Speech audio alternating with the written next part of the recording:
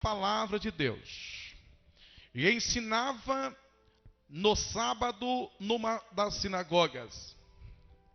E eis que estava ali uma mulher que tinha um espírito de enfermidade, havia já 18 anos, e andava curvada, e não podia de modo algum endireitar-se. E vendo-a Jesus, chamou-a a si e disse-lhe: mulher, estás livre da tua enfermidade. E pôs as mãos sobre ela, e logo se endireitou, e glorificavam a Deus. Diga-se comigo. E eis que estava ali, diga, uma mulher que tinha um espírito de enfermidade há 18 anos, e não podia de modo algum endireitar-se. Agora diga assim: e vendo-a, Jesus chamou-a. E vendo-a, Jesus chamou. Amém? Glória a Deus. Eterno Deus e poderoso Pai, em nome de Jesus Cristo de Nazaré, nós oramos neste momento, Senhor, que nós estaremos ministrando a sua poderosa, inerrante, inefável, infalível palavra. Fala conosco de forma gloriosa, é o pedido que nós fazemos em o nome de Jesus. Amém e glória a Deus. Podeis tomar assento, irmãos. Irmãos, eu quero que os irmãos prestem atenção na palavra que vamos ministrar nesta noite. Eu quero esta noite trazer uma mensagem subordinada ao tema 4 elementos do culto na sinagoga. 4 elementos utilizados no culto de uma sinagoga. Os irmãos sabem que sinagoga era o lugar aonde as pessoas que pertenciam ao judaísmo, à religião judaica, que estava disperso em outros lugares, aonde eles não tinham acesso a Jerusalém, as cidades vizinhas, circunvizinhas, aonde as pessoas que faziam parte da religiosidade judaica, eles não poderiam estar participando do culto em Jerusalém. Então foi ali que começou então a sinagoga. Sinagogas era uma espécie de congregação. É como se nós tivéssemos o nosso templo sede aqui, e como nós temos as nossas congregações, como a congregação de São Francisco, a congregação do Belvedere. Então as congregações era como se fosse uma sinagoga hoje. E nós então vamos nesta noite mergulhar um pouquinho nos elementos usados na sinagoga. Quando os irmãos iriam para o culto na sinagoga, a sinagoga ela era um lugar onde as pessoas se reuniam. Mas para se reunir em uma sinagoga, as maiores sinagogas da época, elas então só poderiam suportar no máximo 80 pessoas. Não teria como eles receber mais pessoas naquela sinagoga, porque as sinagogas elas eram construídas para um número minúsculo de pessoas. E quando nós olhando para os elementos que eram usados na sinagoga, a sinagoga, o elemento mais importante, dizendo a respeito da parte humana, era o príncipe da sinagoga. O príncipe da sinagoga, ele era uma espécie de um dirigente daquele culto. Como Nicodemos, ele era um príncipe da sinagoga. Nicodemos, ele era um dirigente de uma das sinagogas. Então, o primeiro elemento é o elemento chamado príncipe da sinagoga, aquele que traziam, que colocavam, que davam os estudos, davam os ensinamentos do Pentateuco, da Torá. Então este era o elemento chamado príncipe da sinagoga. O segundo elemento da sinagoga era o elemento chamado levita. O levita era aquele que era responsável pelos louvores, pelos hinos que eram os hinos devocionais entre os judeus, como nós podemos dizer os salmos. Os hinos, eles eram os salmos eram hinos. As letras dos salmos não era para ser citada, era para ser louvada. Então os levitas, eles eram responsáveis pelos louvores na hora de um culto na sinagoga. O terceiro elemento da sinagoga é o elemento chamado ouvintes. Os ouvintes, irmãos, aqui uma das coisas importantes nessa mensagem que eu quero colocar, eu quero expor para a igreja, era um dos elementos importantes no culto de uma sinagoga. Por quê? Porque as sinagogas, geralmente, elas suportavam no máximo 40 pessoas, mas o culto não poderia começar um culto em uma sinagoga se não tivesse no mínimo 20 pessoas. Enquanto não chegasse 20 pessoas na sinagoga, eles não poderiam começar o culto. Então os ouvintes eram uma das partes principais de um culto em uma sinagoga. Precisavam de no mínimo 20 pessoas. Aí os irmãos me dizem assim: mas pastor, então quer dizer que se viesse 10, viesse 8, viesse 9, viesse 18, 19, então naquele dia não haveria culto em uma sinagoga? Queridos irmãos, é aqui que nós podemos parar e imaginar. Nunca houve na história de Israel um culto que não houvesse, ou seja, um dia de sábado de manhã que não tivesse no mínimo 20 pessoas. Sabe por quê? Porque pelo fator que a sinagoga só suportava 20 pessoas, então as pessoas disputavam-se entre si para participar de um culto na sinagoga. Tinha pessoas que se madrugavam, faziam filas. Por quê? Porque eles queriam de qualquer forma participar de um culto em uma sinagoga. Então, ao redor daquela sinagoga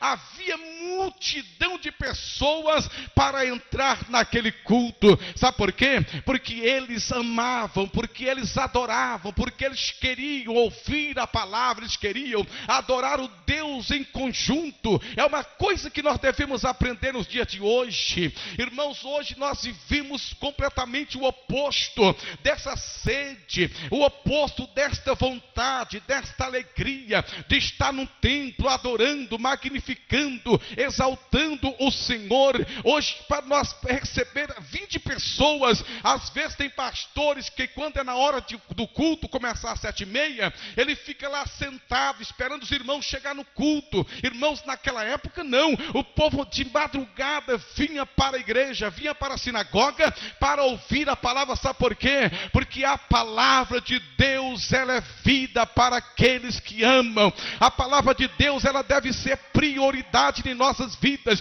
Quando nós levantar pela manhã, nós já deveríamos estar começando a nos preparar para o culto, porque aqui é onde o Senhor revela a sua poderosa palavra. Se você acredita que nós precisamos voltar para a palavra, levante a mão para o céu e diga: glória a Deus.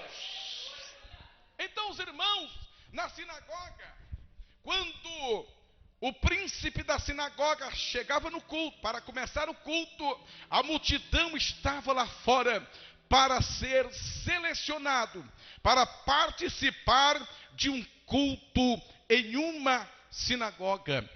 Agora, meus irmãos, Eu quero esta noite entrar num detalhe importante no culto da sinagoga, porque o nosso tempo, ele é um tempo curto. Veja só, na sinagoga tinha o primeiro elemento, o príncipe, segundo elemento, levita, terceiro elemento era as pessoas. Mas existia o quinto elemento do culto, que era o mais importante, assim na nossa visão humana. Existia um chamado inspetor. O inspetor era aquele que ficava na porta. O inspetor do culto, ele era uma espécie de um porteiro. Agora, irmãos, esse porteiro, ele era o maior responsável pelo culto. O porquê que o porteiro era o responsável pelo culto? Porque o porteiro era ele que selecionava quem iria participar do culto e quem não iria participar do culto. Então havia, irmãos, uma espécie de pessoas que eles escolhiam e outros eles não escolhiam. Há pessoas que vinham de madrugada e ficavam ali na porta esperando o inspetor do culto abrir a igreja, abrir a sinagoga para ele colocar para dentro. Mas quando aquele inspetor que era colocado ali, ele era colocado com a autoridade dele escolher quem ele queria colocar no culto ou quem ele não queria colocar no culto. Então havia, irmãos, uma desigualdade, havia injustiça. Há pessoas que queriam entrar e o inspetor não deixava. Ele escolhia somente a nata da sociedade, escolhia somente aquelas pessoas que ele se achava importante para participar do culto. Queridos irmãos, quando nós falamos sobre isso, quando estava meditando sobre isto, eu comecei a imaginar, queridos, como foi importante esse culto que nós lemos aqui esta noite. Veja o que a Bíblia nos diz. A Bíblia nos diz que havia um culto em uma sinagoga e Jesus, ele foi neste culto. A Bíblia diz que Jesus, ele pregou naquele culto, mas quando Jesus pregou no culto, irmão, ele não ficou assentado em uma daquelas cadeiras que tinha lá no púlpito da sinagoga, porque na sinagoga o príncipe assentava e existia uma cadeira vazia na sinagoga. A cadeira vazia da sinagoga, irmãos, era uma cadeira que eles diziam que um dia, se o Messias chegasse, em um templo, o Messias iria assentar naquela cadeira. Mas Jesus Cristo, ele não fez questão disto. A Bíblia diz que Jesus, depois de ele ministrar a palavra, Jesus, ele saiu e ficou lá na porta como inspetor daquela reunião. A Bíblia diz, irmãos, que quando Jesus ficou naquela porta, de repente Jesus olha para o lado de fora, havia uma multidão de pessoas, e Jesus observa e ele contempla uma pessoa que estava sendo judiada. Quem sabe ele olhava para ela com aquela situação encurvada, e logo Jesus fala: aqui há acepção de pessoas, é esta mulher que precisa adentrar aqui e ser mudada a sua vida. A Bíblia diz que Jesus pega aquela mulher e coloca dentro da sinagoga. O que é isso, irmão? Porque Jesus, irmãos, ele vê diferente do homem vê. Quem sabe esta noite você pode até estar dizendo assim: pastor, às vezes eu vejo pessoas que jamais adentram no templo, mas Jesus, ele vai escolher os príncipes, e aquele que ele quer colocar dentro da casa de Deus. Jesus, naquele culto, ele foi o inspetor. Por quê? Porque o inspetor, irmãos, daquela sinagoga, das sinagogas, eles escolhiam por quê? Porque dentro do culto não poderia adentrar gente de qualquer forma. Não poderia adentrar aleijados, não poderia adentrar coxos, não poderia adentrar defeituosos, não poderia adentrar pessoas com roupas que não eram adequadas, pessoas pobres. Não, esse tipo de pessoas não poderiam participar do culto. Mas Jesus Cristo, ele olhou e viu uma mulher que estava necessitada e disse: venha. eu não faço acepção de pessoas. Eu quero dizer uma coisa aqui esta noite: Jesus já está aqui e Ele não faz acepções de pessoas. Glória seja ao nome do Senhor. Agora veja, irmãos, quando nós, observando esse texto e observando a história, nós podemos aplicar em nossas vidas. Por quê? Porque às vezes, irmãos, se nós, como homens, e às vezes nós, como pessoas que fazemos esse tipo de coisas, tem pessoas que dizem assim: fulano, ele não pode estar aqui na igreja.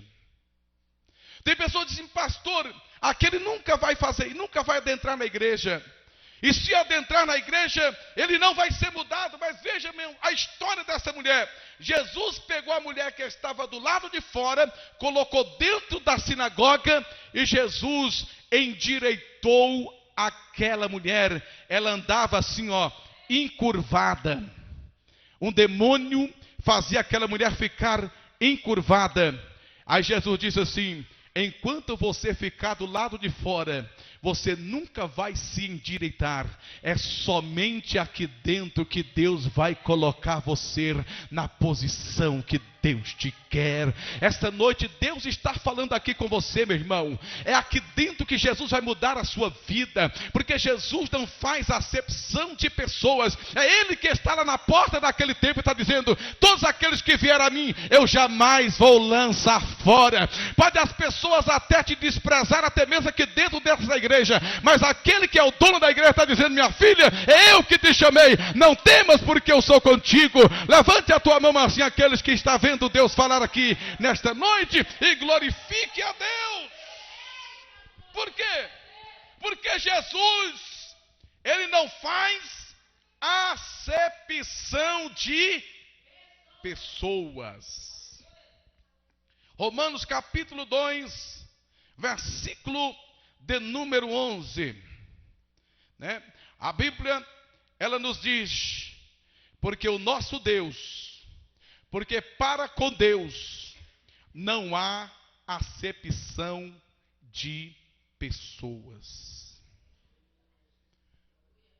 Os judeus, eles consideravam, principalmente os fariseus, para ser membro, para você fazer parte de uma congregação farisaica, você precisava ser rico, você precisava ser bonito, você não poderia ser feio. Irmão, principalmente, eu nunca fazia parte da congregação. Primeiro, porque eu sou feio virado um tatupeba. Segundo, para entrar na sinagoga não poderia ter defeito. Eu estou com o dedinho cortado, que eu cortei num frigorífico quando eu trabalhava, eu não entrava mesmo. Não poderia adentrar aleijado. E não poderia adentrar pessoas pobres. Não poderia. Para ser membro de uma congregação, não poderia ter isto. Mas eu louvo a Deus, meus irmãos, porque Jesus, Ele não faz acepções de pessoas. Ele está dizendo: essa congregação é minha, vinde a mim todos que estáis cansados e oprimidos e sobrecarregados, que eu vos alivio. Ele vai aliviar o seu sofrimento esta noite, porque este lugar aqui, o Senhor Jesus é a principal pessoa. Ele é o inspetor dessa igreja, é Ele que vai fazer o milagre aqui, e não é o pastor, é o Senhor Jesus Cristo. Glória a Deus. Então, para com Deus não há acepção de pessoas. Aleluia. Irmãos, e nós vivemos épocas em que há muitas acepções de pessoas, até mesmo dentro da igreja. Há pessoas que dizem assim: não, este para mim não serve, esta para mim não serve. Mas o Senhor Jesus Cristo olha e diz: não serve para você, mas para mim é um príncipe desta sinagoga. Oh, aleluia, glória seja dada ao nome do Senhor Jesus Cristo. Sabe por quê, irmãos, que o Senhor Deus, Ele não faz acepções de pessoas? Porque Jesus Cristo, Ele faz uma coisa muito interessante. Porque a escolha de Deus, a escolha de Jesus, para fazer parte de uma sinagoga, como inspetor, Ele não vê como o homem vê. Por quê? Porque o homem, quando ele vai escolher alguém, o método de escolha é baseado no passado. Sabiam? Os nossos métodos, eles são baseados no nosso passado. Eu vou apresentar o fulano aqui como um obreiro. Pastor, puxa a ficha. Vamos ver o que ele foi no passado. Vamos pegar 10 anos atrás. Vamos trazer. Vixe, pastor, o passado dele é terrível. Não dá. Só que Jesus, a escolha dele, o método da escolha de Jesus não é no passado. O método da escolha de Jesus é o futuro. Aleluia. Jesus, quando ele vai escolher, quando ele te escolheu, irmão, ele não olhou para o seu passado. Quando ele te escolheu, ele viu você no futuro e falou: vai dar muita bênção, vai ser muito fruto, vai ser bênção para mim. Pode as pessoas até dizer: pastor, o seu passado, irmão, o seu passado, irmã. Jesus nessa hora está dizendo: o que importa é o que eu estou te vendo lá no futuro. Então acredite, irmão, você faz parte desta sinagoga, porque é Jesus que te escolheu para você participar deste culto e desta igreja. Então a escolha de Jesus é baseado no futuro. Quando Jesus olha para a sua vida, Ele olha para a minha vida. Ele, por mais que eu seja um pecador, é por isso que os católicos, irmãos, eles não aceitam. Ele fala assim: poxa, o padre estudou 12 anos para ser padre. Aí vem um maconheiro, um candombleceiro, um feiticeiro, um bêbado, aceita Jesus e no outro dia já quer falar de Jesus.